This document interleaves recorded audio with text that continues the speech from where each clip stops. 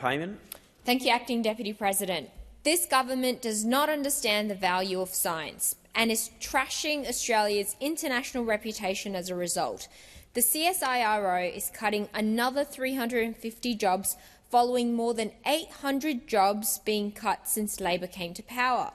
Now, between 130 and 150 of the roles that are slated to go in the latest cull come from the Environment Unit. This is Labor, the defender of the environment. What is happening to CSIRO is not an isolated incident. It is one of the many fronts on which this government is waging total war on the Australian scientific community. At ANSTO, world-leading instruments are being turned off and highly skilled professionals are being let go. There are huge reservations about the cuts in ANSTO's lower ranks, but they're too afraid to speak out.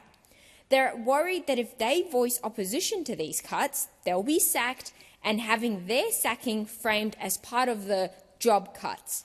The Prime Minister talks about being a friend of science. On this issue, as on many others, the government pretends to greatness, but it is just as bad as the Libs. In fact, they're worse. This government has sacked more scientists than Tony Abbott. If that's what a friend of science looks like, I would hate to see what an acquaintance of science looks like, let alone an enemy.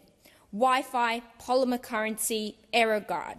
We've led the world in the past. What is the aspiring scientist growing up in Australia today meant to make of all this?